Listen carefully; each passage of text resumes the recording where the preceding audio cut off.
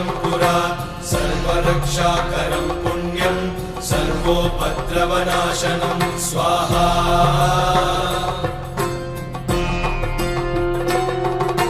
सर्वसम्पत्करं चैव स्वर्गमोक्षप्रदायकं ध्यात्वा नृसिंहं देवेशं हेमसिंहासनस्थितं स्वाहा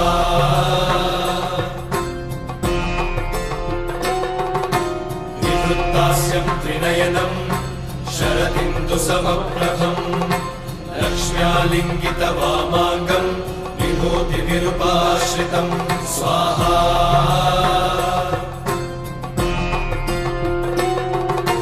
चतुर्भुजं कोमलाङ्गं स्वर्णकुण्डलशोभितं श्रिया सुशोभितोरस्कं रत्नकेयूरमुद्रितं स्वाहा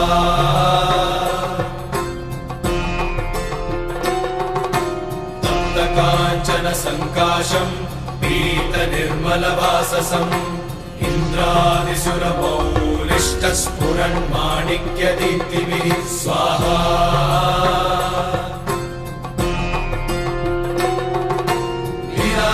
विराजितपदद्वन्द्वं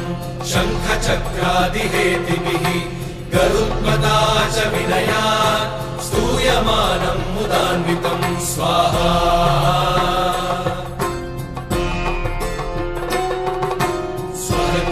संवासं कृत्वा कवचं पठे नृसिंहो मे शिरः पातु लोकरक्षार्थसम्भवः स्वाहा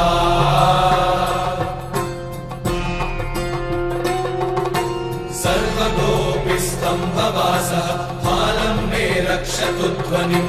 नृसिंहो मे दृशौ पातु सोमसूर्याग्निलोचनः स्वाहा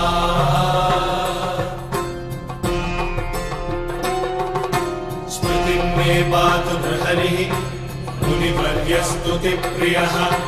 नासं मे सिंहनासस्तु मुखं लक्ष्मीमुखप्रियः स्वाहा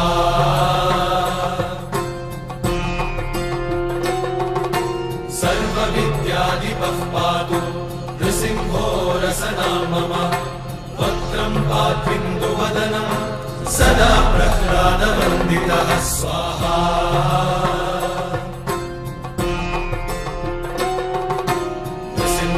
पातु मे कण्ठं स्कन्धौ भूधरान्तकृत्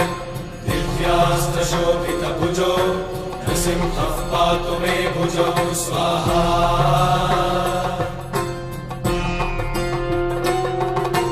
करौ मे देववरदो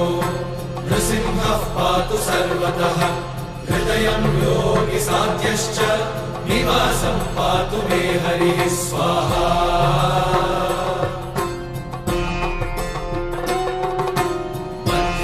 पातु हिरण्याक्ष वक्षः कुक्षिविदारणः नाभिं मे पातु बृहरिः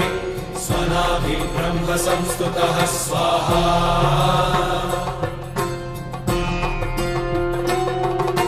ब्रह्माण्डकोटयः कट्यां यस्यासौ पातु मे कटिः